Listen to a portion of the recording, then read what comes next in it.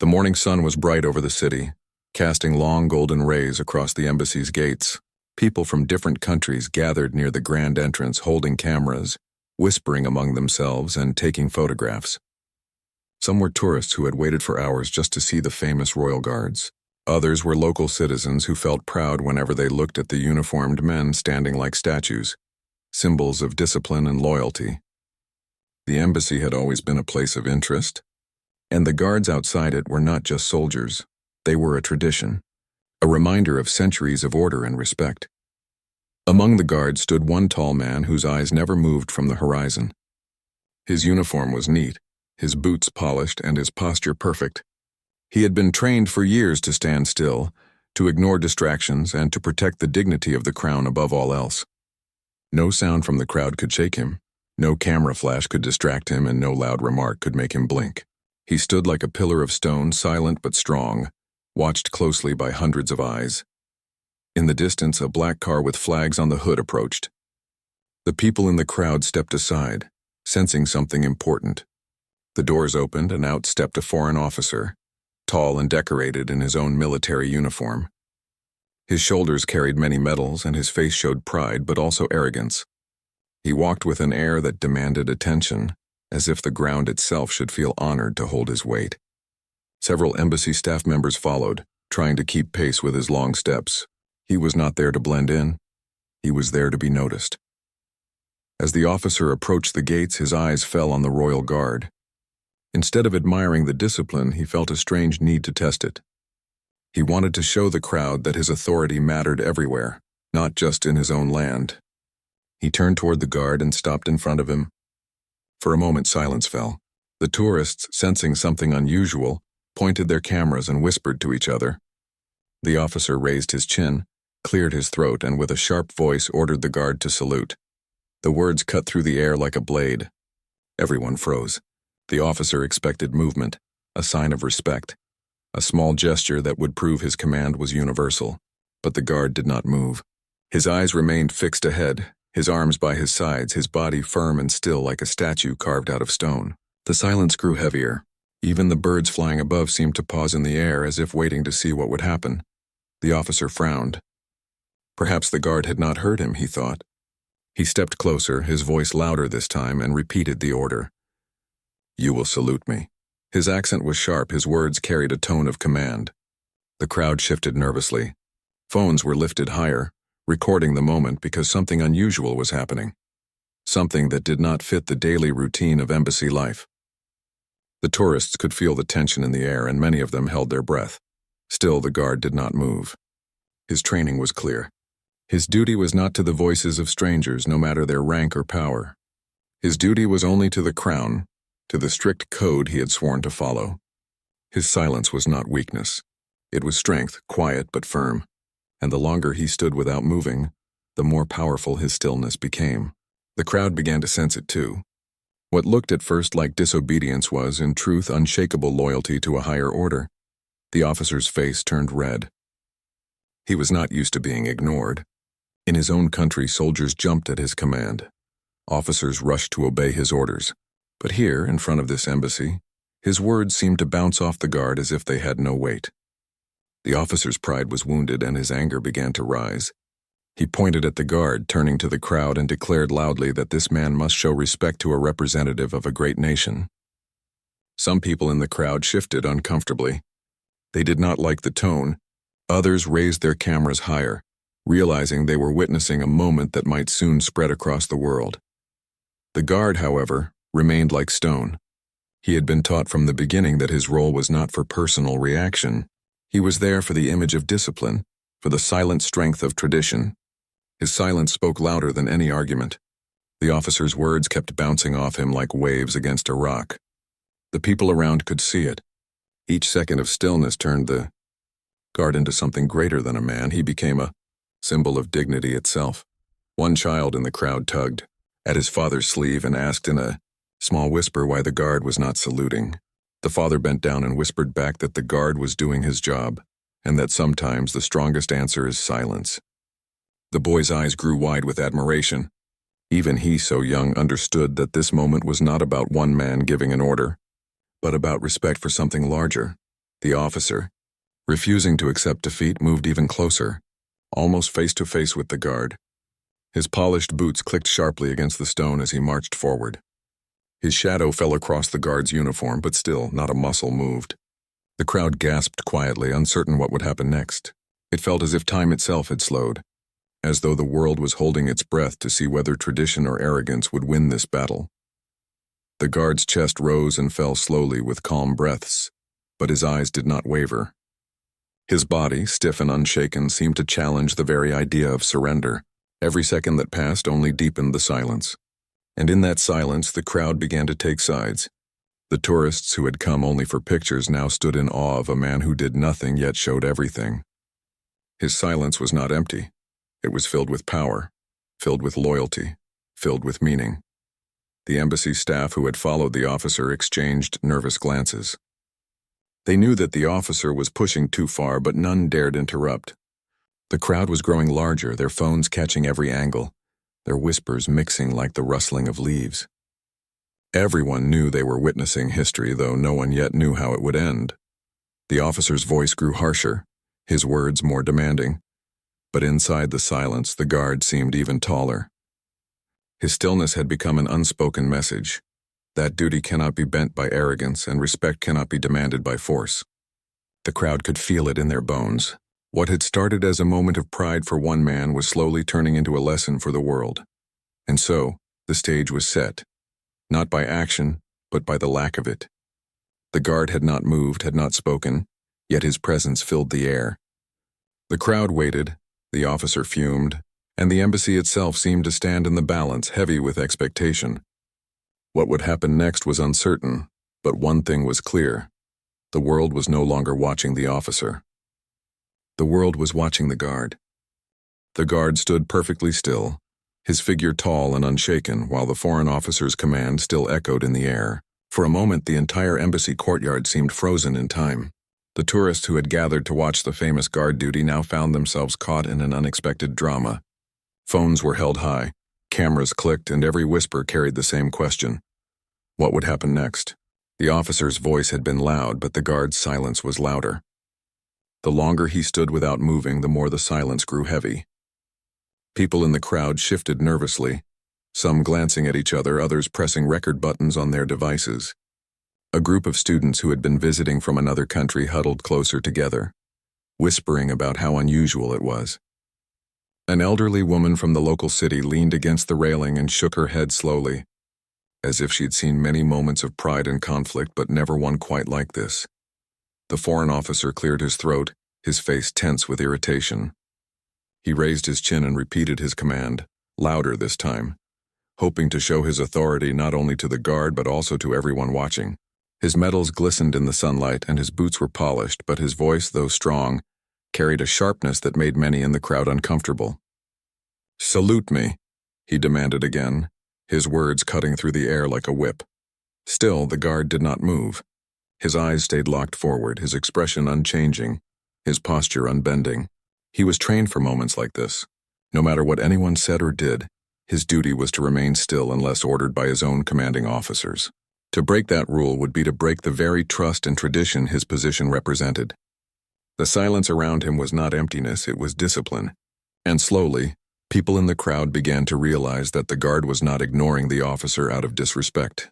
He was respecting something far greater, the code of his service. The officer's temper began to rise. He stepped closer, his polished boots echoing on the stone ground. The crowd could feel his frustration growing with each step. His shadow fell across the guard, but the man in uniform still did not react. It was as if he had turned into marble, a statue that could not be moved by wind or storm. The officer's voice grew louder, almost angry, as he declared that he was a guest of importance and that even foreign soil should recognize his rank. But the crowd was no longer entirely on his side. The louder he spoke, the more people frowned, whispering to each other about respect, manners, and tradition. Children clutched their parents' hands, sensing the tension. Some parents bent down and whispered explanations about how guards must follow their own rules and could not obey strangers. Those simple explanations traveled through the crowd like ripples in water, and soon, more people began to admire the guard's stillness instead of the officer's noise. What had started as a challenge now looked like arrogance. The balance of the moment was shifting. One young man in the crowd, a traveler from another country, quietly began recording on his phone. He whispered to his friend, "This will go viral. Everyone will see how strong this guard is." His friend nodded, eyes wide, realizing that they were watching a story that would be told far beyond the embassy gates. The officer, now red with frustration, leaned forward slightly, lowering his voice but not his pride. "You dishonor me by ignoring my order," he said, his tone heavy with warning. But even then the guard remained silent. His jaw stayed firm, his eyes unblinking, his body like iron. His silence was not meant to dishonor but to protect. The rules were clear. A royal guard on duty does not respond to outsiders, no matter their title, no matter their power. His loyalty belonged to one place only, and that loyalty was unbreakable. Tourists began murmuring louder, their words mixing with the summer breeze. Some admired the guard's discipline, others criticized the officer's behavior. The whispers grew into small conversations, and soon, the atmosphere shifted. People were no longer waiting for the guard to move. They were waiting to see how far the officer would go. The silence had turned into a mirror, reflecting back the officer's impatience and the guard's unshakable strength. Minutes passed, though they felt longer. The crowd grew larger, as more people arrived and noticed something unusual happening at the gates. Phones were lifted higher, zooming in to capture every detail. The officer glanced around and saw himself surrounded by cameras. His pride urged him not to step back. He had come too far to leave without forcing some reaction. Yet the guard's unflinching stillness made every attempt seem smaller than the one before. Suddenly, a senior embassy staff member stepped quietly out from the building, observing the scene with careful eyes. He did not interrupt right away but stood near the steps, watching the officer and the guard closely. His presence was calm, almost hidden, but those who noticed him felt a sense of balance returning. Perhaps someone would step in if things went too far. But for now, the silent standoff continued and the guard remained as he was, steady, loyal, unshaken. The officer took another step closer, his voice sharp as he declared his authority again. But his words no longer carried the same weight. The crowd had grown tired of his insistence. Many of them had started to admire the guard's quiet courage. Each second of stillness felt like a victory of dignity over arrogance. It was not the kind of victory that came with noise or movement. It was the kind that came with patience and loyalty. And the more the officer tried to demand respect, the more the guard's silence revealed the truth. Respect cannot be demanded by shouting. It is earned by honor. In that moment, even though the guard had not moved an inch, he seemed larger than life. His silent presence filled the courtyard, while the officer's loudness began to feel smaller. The crowd, the tourists, even the embassy staff all felt it. They knew that something important was happening, something that would not be forgotten easily. The officer's hand tightened on his cap. His jaw clenched, but the guard's stillness remained like an unshakable mountain, and with every passing second, the world around them shifted from waiting for the guard's salute to admiring the guard's discipline. His silence was no longer just silence. It had become a message that loyalty to duty is stronger than pride, that discipline is greater than demand, and that honor stands taller than arrogance. The courtyard was heavy with expectation, but one thing was clear. The guard's silence was shaping the story. And though the officer still stood in front of him, demanding what would never come, the world around them had already chosen who truly held the power. The air outside the embassy grew tense as the standoff stretched longer. The foreign officer stood in front of the guard, his face stiff with frustration, his boots planted firmly on the ground. The guard, tall and calm, remained in the same exact position, eyes fixed forward, posture unshaken. Around them, the crowd of tourists and visitors continued to grow. People who had only come for pictures now found themselves caught in a moment they would talk about for years. The officer's pride refused to let him step back. He was used to command, used to people snapping to attention at the sound of his voice. Yet here he was, standing before a man who would not flinch, who would not blink, who would not acknowledge him in any way. Every second that passed made the officer's authority feel smaller, and yet his pride pushed him to go further.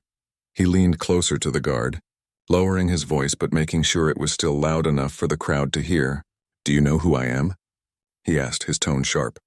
His question was not just for the guard, it was for everyone standing around. But the guard did not answer. His eyes remained steady, his lips pressed firmly together, his body motionless. The silence cut deeper than any reply could have. The crowd shifted again.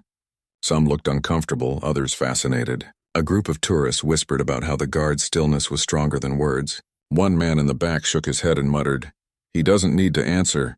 His silence says it all." Those around him nodded quietly. They could feel it too, that what was happening was more than just a clash between two men. It was a clash between arrogance and duty. The officer stepped back slightly and raised his chin as though trying to gather his dignity. Then with a sharp gesture, he pointed at the guard.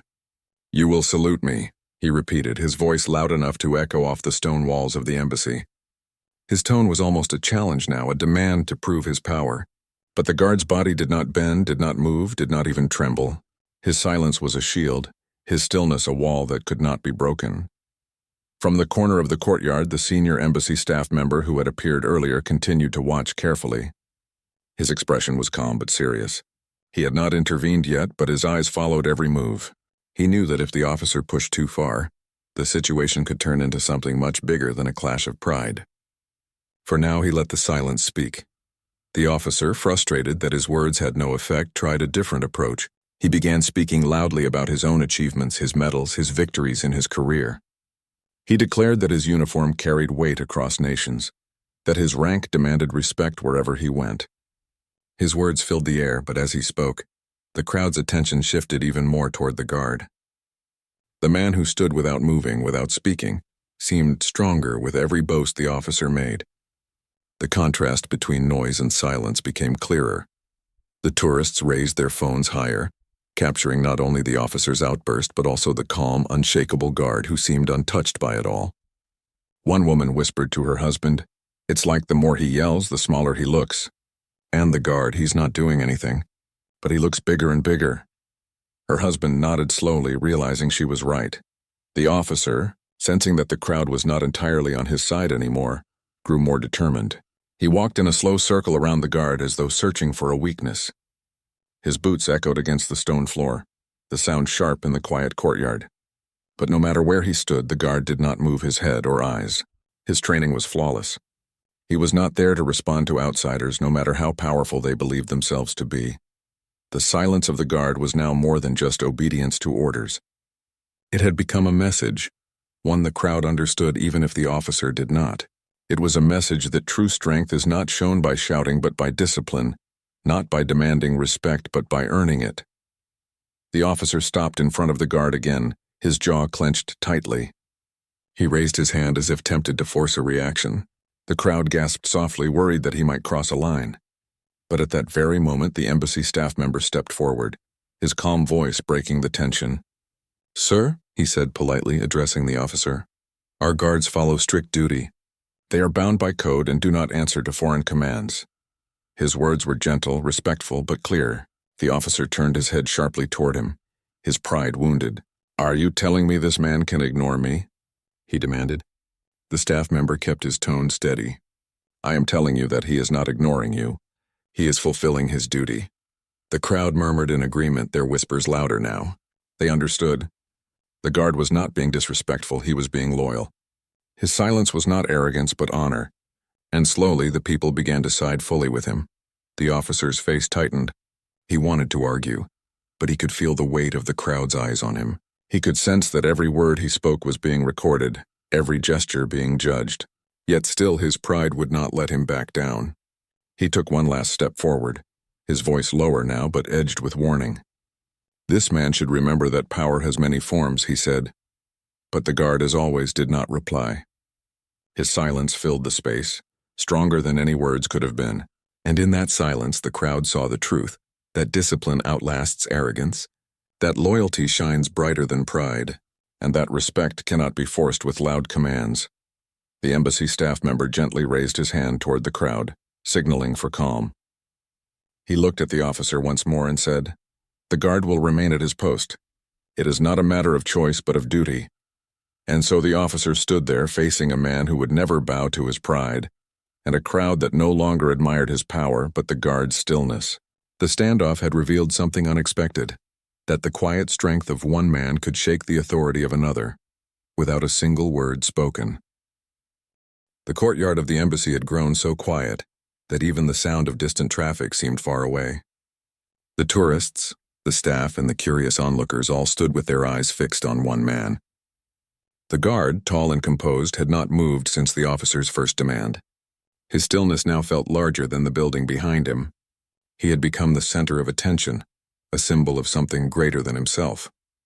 The foreign officer, however, refused to let go. His pride was too heavy, his ego too strong. He looked around at the cameras pointing toward him, and the whispers running through the crowd. He knew that every second was being recorded, that his image would travel far beyond these gates. That thought made him even more determined.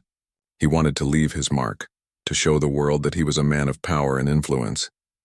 He leaned in closer to the guard, his voice lower now but sharp like a blade. "If you do not salute me," he said, "you insult me before everyone here." His words hung in the air. For a moment it felt like the world was holding its breath, but the guard's face did not change. His eyes remained fixed straight ahead, his jaw firm, his shoulders unshaken. Then something shifted. After long minutes of silence, the guard finally moved. Slowly, with perfect control, he took one step forward. The crowd gasped. Cameras zoomed in, fingers froze on record buttons. Even the officer stepped back slightly, surprised by the sudden motion. The guard's boots struck the ground firmly, the sound echoing across the courtyard like a drumbeat. He did not raise his hand in salute. Instead, he stood taller, his presence even stronger than before. For the first time, his voice carried across the courtyard. It was deep, steady, and filled with calm authority. "I serve the crown," he said, each word measured and clear. "My orders are from the crown alone. I follow the code of my duty. I do not answer to foreign commands." The words were not shouted. They were spoken with control, yet they shook the entire courtyard. The silence that followed was even louder than the statement itself. People in the crowd stared in awe, some with their mouths open, others with eyes wide as if they could not believe what they had just witnessed.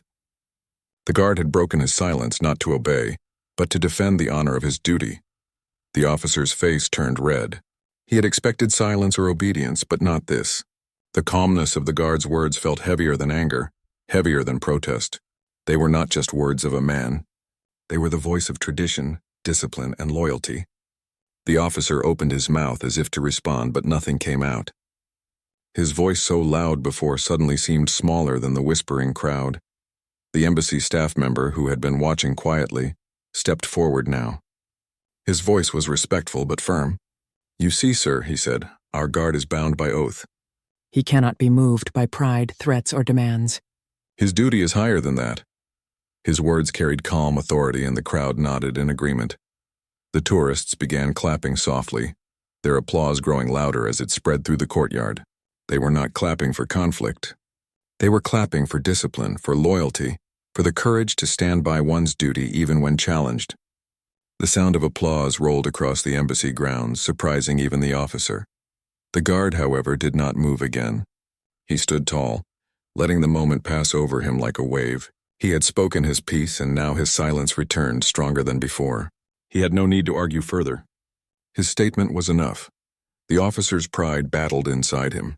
He wanted to push further, to regain control of the moment, but the crowd had shifted. No one was looking at him with admiration anymore.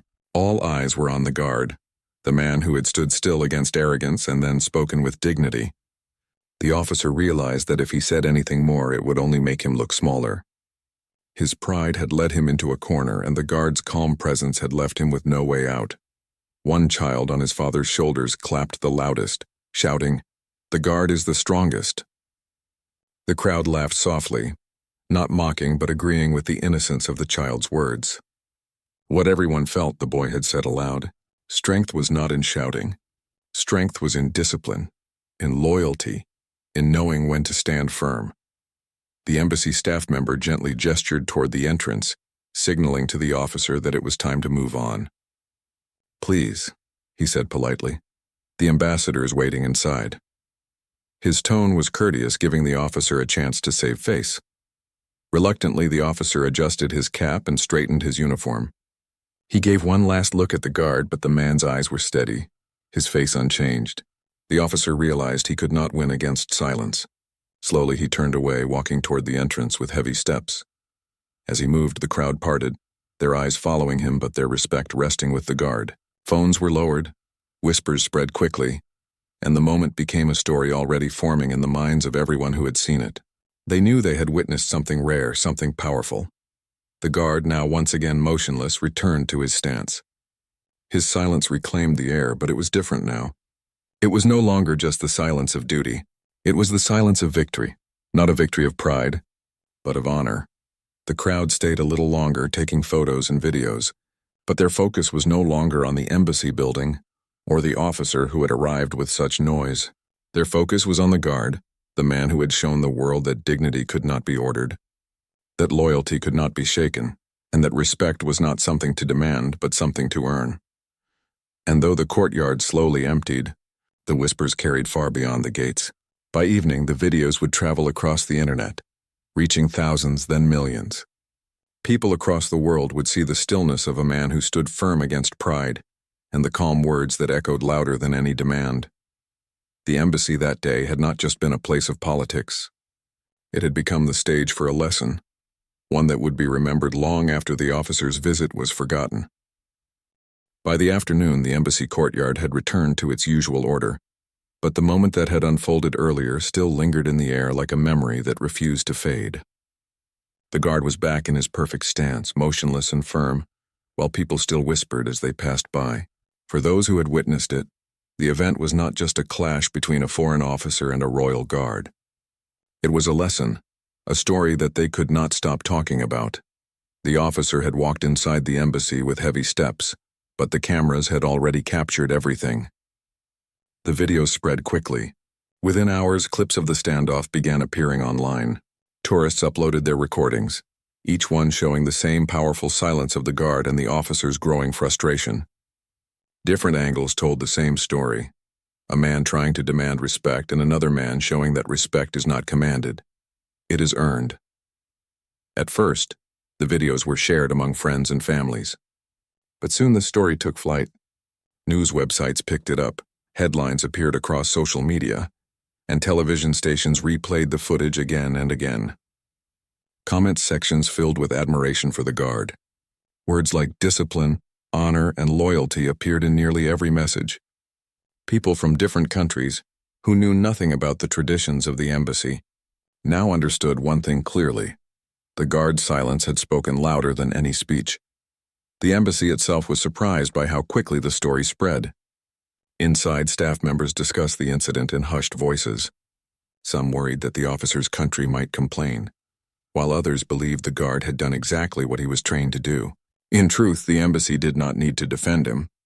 The people had already taken his side. The world had seen and the world had understood. Back in his post, the guard remained still, unaware of how far his actions were traveling.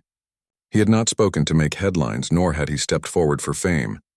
He had done what his oath demanded, to protect the honor of his service, to stand firm in his role, and to answer only to the crown. What to him was simply duty had become, in the eyes of millions, an act of courage. The foreign officer, meanwhile, sat in the embassy halls, still unsettled by what had happened. He had expected obedience, even admiration. Instead, he had been faced with silence that made his power look small. His advisors tried to comfort him, saying it was just a misunderstanding, but the truth weighed heavily on him. He had not just clashed with a soldier, he had clashed with centuries of tradition, and tradition had won. By evening, reporters gathered outside the embassy gates.